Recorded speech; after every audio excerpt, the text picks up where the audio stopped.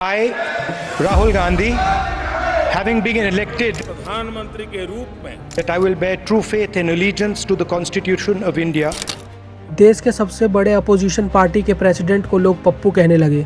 आपके लिए मैं पप्पू हूँ, आपके लिए मैं अलग अलग गाली दे सकते हो। इनकी ही वजह से सोनिया गांधी कभी भी इंडिया की प्राइम मिनिस्टर नहीं बन पाई। 1968 as the daughter-in-law of Indira Gandhi. कुछ ही सालों में इंदिरा गांधी और राजीव गांधी की हत्या कर दी जाती है, जिसके बाद राहुल गांधी फ्लोरिडा में अपना नाम बदल कर रहने लगते हैं। ये तो कभी भी पॉलिटिक्स ज्वाइन ही नहीं करना चाहते थे, जिस वजह से आज भी काफी सारे लोग इन्हें पार्ट टाइम अपोजिशन लीडर कहते हैं। राहुल गांधी इन सब की शुरुआत होती है 19 जून 1970 में, जब दिल्ली के होली हॉस्पिटल में राहुल गांधी का जन्म गांधी परिवार में होता है और उस वक्त उनकी दादी इंदिरा गांधी इंडिया को एज अ प्राइम मिनिस्टर सर्व कर रही होती हैं। उनकी अर्ली एजुकेशन दिल्ली के सेंट कोलंबस स्कूल में होती है और फर्दर स्टडीज़ के लिए वो 1981 में देहरादून के द दून स्कूल में शिफ्ट हो जाते हैं। बट आगे चीज़ें बहुत ही तेज़ी से बदलने वाली थीं, क्योंकि इसके ठीक 3 साल बाद 1984 में इंदिरा गांधी की उन्हीं के 2 सिक्योरिटी गार्ड्स के द्वारा हत्या कर दी जाती है। Good evening. Indira Gandhi, ruler of the world's largest democracy, died today, shot down by 2 of her own bodyguards. इस इंसिडेंट के बाद राहुल गांधी और पूरा गांधी परिवार कहीं भी फ्रीली आ जा नहीं सकता था। यहाँ तक कि टीचर्स भी उन्हें घर पर ही पढ़ाने आया करते थे। 1990 में वो अपनी आगे की पढ़ाई करने के लिए हार्वर्ड जाते हैं, बट उसके अगले ही साल उनकी लाइफ में एक और मेजर इंसिडेंट होता है, जब 1991 में उनके फादर राजीव गांधी की भी एक बॉम्ब ब्लास्ट में हत्या कर दी जाती है। सिर्फ 20 साल की उम्र में वो अपनी लाइफ में 2 मेजर इंसिडेंट फेस कर चुके थे, जिसके बाद सिक्योरिटी रीजंस की वजह से वो अपने नाम और आइडेंटिटी चेंज करते हैं और फ्लोरिडा के रोलिंस कॉलेज में राहुल विंसी के नाम से एडमिशन लेते हैं, जहां वो अपने इंटरनेशनल स्टडीज़ की पढ़ाई कंप्लीट करते हैं और आगे चलकर 1995 में ट्रिनिटी कॉलेज से अपनी एमफिल की पढ़ाई कंप्लीट करते हैं। अपनी पढ़ाई कंप्लीट करने के बाद वो पॉलिटिक्स ज्वाइन नहीं करना चाहते थे, जिस वजह से उन्होंने 3 साल तक लंदन के एक management consulting firm monitor group में काम किया और इंडिया आने के बाद भी पॉलिटिक्स ज्वाइन करने के बदले उन्होंने मुंबई में अपनी technology consultancy firm back of service private limited नाम से ओपन करी। बट इंडिपेंडेंस के बाद कांग्रेस की डायनेस्टी पॉलिटिक्स की लेगेसी इतनी बड़ी थी, जिसमें इंडिया के first prime minister Jawaharlal Nehru बने, देन उनकी बेटी इंदिरा गांधी और उसके बाद उन्हीं के बेटे राजीव गांधी इंडिया के प्राइम मिनिस्टर बने और उनके बाद राहुल गांधी आए, जिनका पॉलिटिक्स में कोई खास इंटरेस्ट ही नहीं था।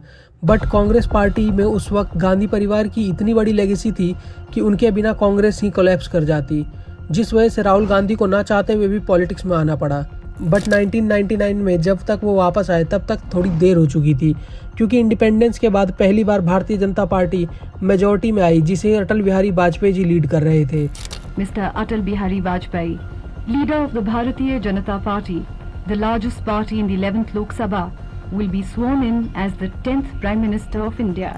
वहीं राहुल गांधी भी धीरे धीरे अपनी पॉलिटिकल करियर में आगे बढ़ रहे थे और फिर 2004 में उन्होंने अपने लाइफ का पहला इलेक्शन अमेठी विधानसभा से लड़ा, जिसमें वो पूरे 2.5 लाख वोटों से जीते और 2004 में दोबारा कांग्रेस मेजॉरिटी में आई, जिसके बाद सोनिया गांधी इंडिया की अगली प्राइम मिनिस्टर बनने को तैयार होती हैं।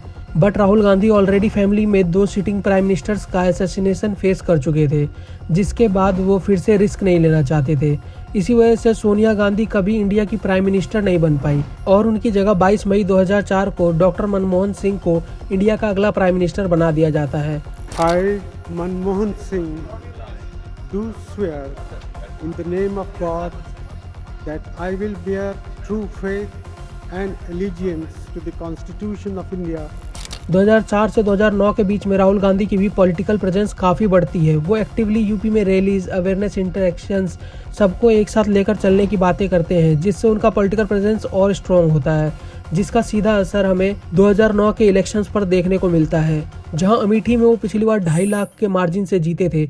वही मार्जिन अब बढ़कर 3,90,000 को पार कर चुका था और सेंटर में फिर से कांग्रेस ही मेजॉरिटी मार्क करती है, जिस वजह से राहुल गांधी की इमेज और भी स्ट्रॉन्ग हो जाती है।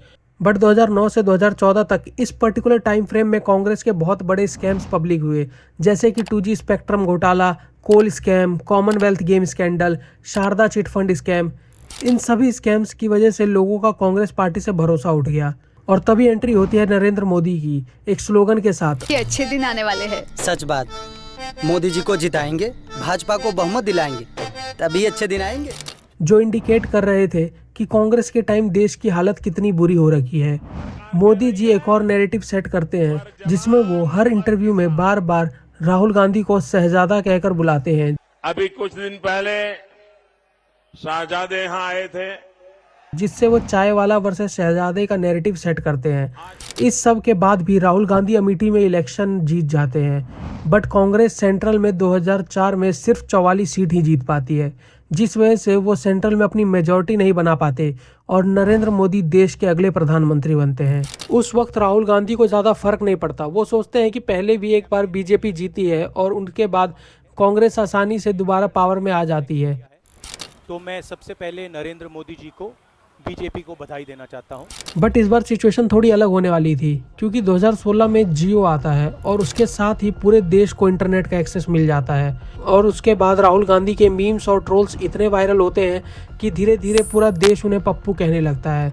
उनके मीम्स बनाए जाते हैं, इंटरव्यू के पर्टिकुलर सेक्शंस को कट करके पोस्ट किया जाता है। जैसे उनका बहुत पॉपुलर मीम है जिसमें वो कहते हैं कि पीछे से आलू डालोगे और आगे से सोना निकलेगा, बट ये ट्रिम्ड पार्ट है। जब हम पूरा इंटरव्यू देखते हैं तब हमें समझ आता है कि वो सिर्फ मोदी जी की ही एक लाइन को कोट कर रहे थे, जिसको एडिट करके लोगों ने उनका मीम बना दिया।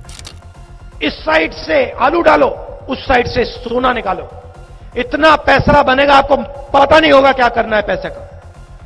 मेरे शब्द नहीं है, नरेंद्र मोदी जी के शब्द हैं। इन सब मीम्स और ट्रोल्स का इतना इम्पैक्ट होता है कि 2019 के इलेक्शंस में भी कांग्रेस सिर्फ 50 सीट ही जीत पाती है। और उसके बाद तो राहुल गांधी अपनी अमेठी की सीट भी स्मृति ईरानी के सामने हार जाते हैं, जिसके बाद वो कांग्रेस के प्रेसिडेंट पोस्ट से रिजाइन कर देते हैं।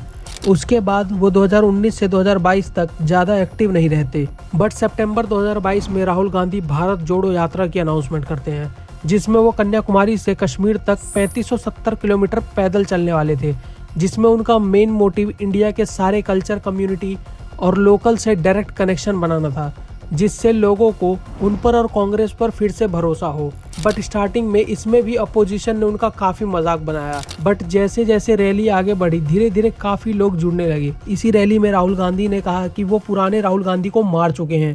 राहुल गांधी आपके दिमाग में है, मैंने मार दिया उसको, जिससे उनकी image as a strong opposition बनने लगी। और इसका डायरेक्ट इफेक्ट हमें 2024 के इलेक्शंस में भी देखने को मिला। जब 2024 में इलेक्शंस चालू हुए तब सभी बीजेपी सपोर्टर्स को लग रहा था कि बीजेपी इस बार इजीली 400 सीट्स क्रॉस कर देगी, बट ऐसा होता नहीं है।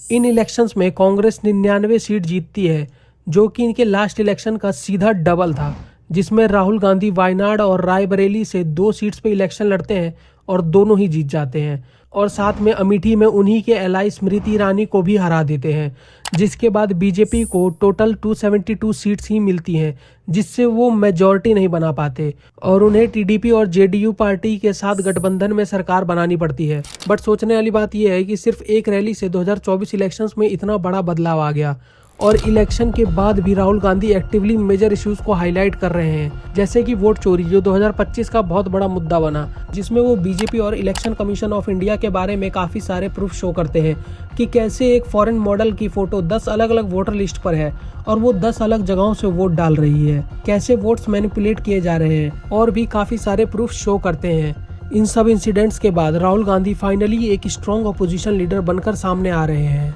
जिस वजह से काफ़ी सारे पॉलिटिकल एक्सपर्ट्स का ये मानना है कि राहुल गांधी इंडिया के अगले प्राइम मिनिस्टर बन सकते हैं। आपको क्या लगता है कि 2029 में राहुल गांधी इंडिया के प्राइम मिनिस्टर बन पाएंगे? कमेंट करके ज़रूर बताना। मिलते हैं नेक्स्ट वीडियो में।